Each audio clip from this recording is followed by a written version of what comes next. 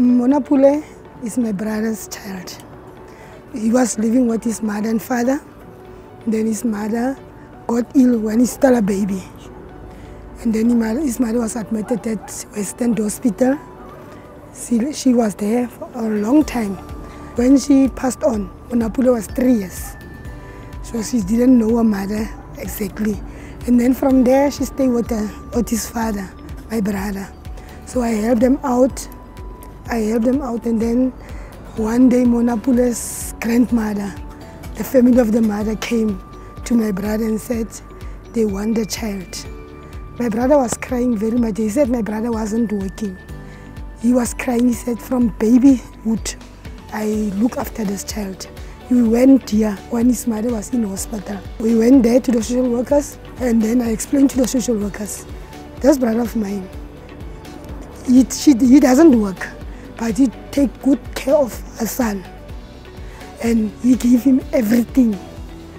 And that time, Monapule was about 6 years when they come. But Monapule has siblings. It was 2 brothers, 1 sister. And then their father took them. So Monapule was living with me, and my brother passed on. Monapule was 7 years. And then we lived together. I go to procedure, to the social workers, then we go to the children's court. And I was given Monapule officially. I adopted him. My husband was still alive that time. And then my husband passed on 2015. I was not working, struggling, only living with a foster care and no Rabeling's grant. But God gave us that. We go through.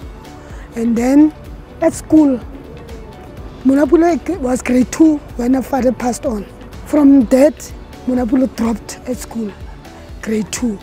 I went to the school and I told the teacher, Monapule had a problem of the ear, and that ear was pouring some dirt out and it was stinking very much.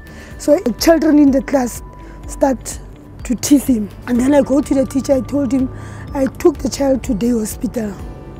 And at the hospital, the doctor told me that her eardrum is open, but it will come again because it's too small. And then he gave me eardrops to put in, and then the dirt come out. But at a later stage, I recovered that Monapule doesn't hear anymore. I asked him, Monapule, when I talk to you, do you hear me? And he said no. And grade 2, he failed. He repeated grade 2. He failed again. He repeated grade 2 again. They pushed him to grade 3. But the results are the same. I go to the school and told them, the teacher, can't you arrange with ESS to come and assess the child? Because the child is not going anywhere. He's not, and the years are going. ESS, they told them there are 2 people that working. So they work the whole Northern Cape. So they will come to the school, and then I asked them, when are you coming to the school? Because this child is losing out. And then they said, no, we will see, the years go on. They push him to grade 4. He failed grade 4. They see the years are going now. They push him to grade 5, as if he has no in grade 5. So I go to the school and I told them, and the teacher who's teaching me now, I told him, this child has a problem of an ear. And now the cricket people took him to Harib for checkups. They found out that there were some things eating him inside. A few months ago, Monapule presented to me with a progressive ear disease, which basically in his case meant worsening hearing, pain and infection that would lead to a discharge from the ear. We treated the acute discharge, the acute infection, but on further evaluation we saw that he's got a progressive chronic ear disease that if left unchecked can actually cause a lot of morbidity and even mortality if there is an intracranial complication. This cholesteatoma is a disease that medicine do not take away. So we need surgery to remove this disease and to get ear safe. We attempt to get better hearing as well, but our number one reason to do this surgery is to prevent further morbidity. So Manopule's disease is basically eroding this bone around the ear, and the top where these little bones that we call ossicles are situated. The eardrum usually retracts, and when it retracts around the corner, it can cause the keratin build-up, and the ear is not cleaning itself. Then you get secondary infection, and there's an enzyme that is basically eroding bone slowly but progressively. And again, left unchecked, there you can see the middle cranial fossa, or the inside of the skull, and your balance organ, hearing organ, and your facial nerve runs in there. So if left unchecked, all these surrounding areas can be affected. The goal of this surgery is to make an incision behind the ear, drill away the bone that is sick, and if the ossicles are affected to such a degree that it can't be saved, we replace them with a prosthesis and fix the eardrum either using cartilage from the ear or fascia, which is basically a sinew type tissue that's attached to muscle. I was crying to see the ears. I was with Coach Justin the first time, and I saw this child's ears, that his future is just going anywhere. But Justin promised me that I'm going to talk to my manager, Mr. Fenley, and then we'll see what we can do. And then the doctors told me that the operation is going to be a big operation, and it's going to have a lot of money. You must bear in mind, I'm not working. I was just now, February month, getting a work at a place of safety. I'm cooking for the children there. And then the family said, I'm going to talk to the upper people of the cricket. And then they will tell me what. But I was praying every day, praying, telling God, God, this is your child. I'm asking you to help him. Manopule, we identified last year that he had hearing issues, of which Justin Jordan, the coaching framework guy, picked up that there was some sort of issue regarding his ears. Then obviously chatting to the RPC coach who's also involved with Pule, he sort of confirmed it, but Pule was not sent for medical screening or as such. I then decided to go down one day and try to test the waters. And then by just having normal conversation with him, we found out that he was obviously answering incorrectly to certain answers, and that sort of got us thinking. We then sort of investigated the whole thing. We then set up an appointment with an audiologist, which obviously the report confirmed that Manopule had some hearing issues. The process from there, Manopule then had to go and see an ENT specialist to really find out what the issues were. The report from the ENT specialist at that stage was that there was obviously some issues regarding the ear, and then initially he needed corrective surgery. The corrective surgery entailed grommets, those kind of things. The issue that we had with Manopule was that at that particular time, I think it must have been in November sometime, it was quite close to the exams, and then obviously his preparation for the provincial week. So we decided to put it on hold because we didn't want this to interfere with his preparation, and then obviously his academic preparation as well. If we fast forward a couple of months, what had basically happened was that I then received a call from Justin, who had spoken to the aunt, saying that Manopule is in a bit of pain in the ears and all that. I then asked Justin, that we need to obviously set up another appointment with the ENT specialist, of which we did. He then asked us to do an MRI scan. But obviously corrective surgery was still on the cards. Subsequently, it was then found out that the ears worsened. We then started the process. We've been in constant contact with CSA, informing them as to what has happened, and we sort of got 100% guarantee that they support this whole thing, because for us the PPP, which is the player performance plan, is not just about cricket. It's about changing people's lives. And I think Manopule, his background, he doesn't just have medical issues. There's other socio-economic issues that obviously affects this whole thing. So I'm pretty excited about this opportunity here. I'm excited for Manopule because there's obviously no guarantee that Pule will end up playing for South Africa one day. But if we can change his life, there's a potential better income capacity later on in life, then that's what it's about. So yeah, pretty excited.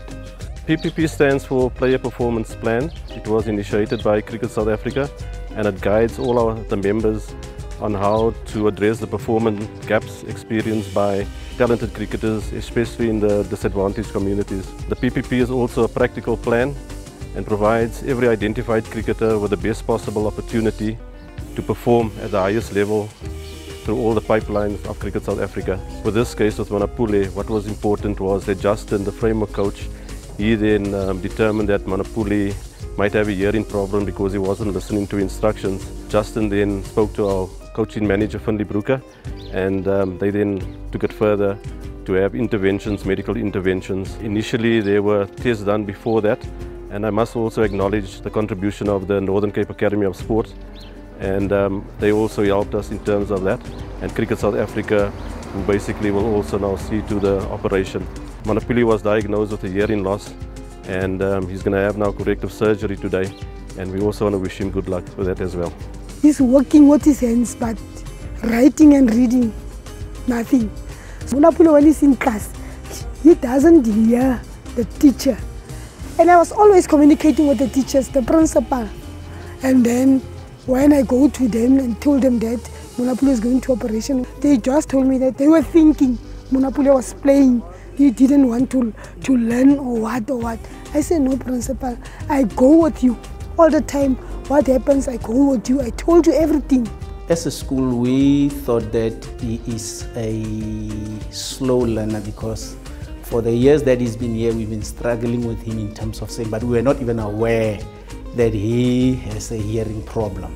Because sometimes teachers would even think that he's not listening, he's not doing what he's supposed to do as a child. Until the mother came now recently to say that it seems there's a hearing problem. But before then also from younger classes, the guy had problems with ears that were leaking.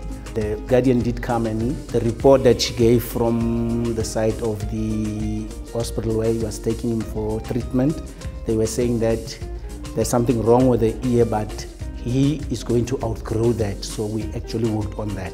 But for us as educators, we thought that the child has got learning difficulties or learning problems because we did not really expect to say that he's having hearing problems.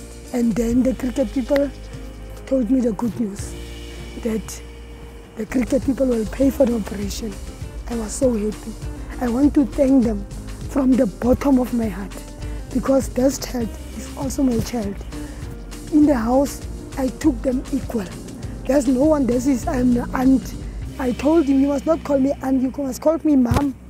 Because of, I'm your mother, I'm raising you up. I like to bowl. Sometimes when I bowl, my ear is pain. And sometimes when I'm big, when I'm sweat, the sweat is getting my ear. So when I'm practicing, the coach told me, maybe I said, when he talked to me, sometimes I don't hear, sometimes I hear. When he said I must go play, sometimes I don't hear. 2 seasons back at Poch, I was playing my 3rd game, and then I was bowling like my 3rd over. So it just went off. So my ligaments were loose, so I couldn't do nothing. So that's where I started dropping again my cricket, yeah. It was quite tough, but then I recovered very quickly because of the physio. He helped me a lot. I feel quite privileged, and then I thank for them for doing this for me. It helped me a lot. Other than that, I wouldn't have been now here because of them and the CSA. And my advice I'll give him is that he must just go with the rules, and then he must listen to the physio as he says, and then go with the procedure.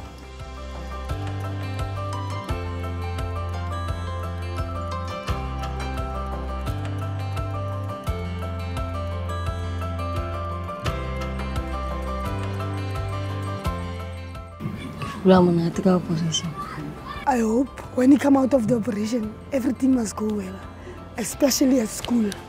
He must pick up because he must be in high school now. He's still in primary school. But I know God. God doesn't want his people to be hurt. That's what I know from God. I know God will protect him, and someday he will be someone because Manapule loves children. Manapule loves to work with his hands. So I hope God will pull him through so that everything must go well.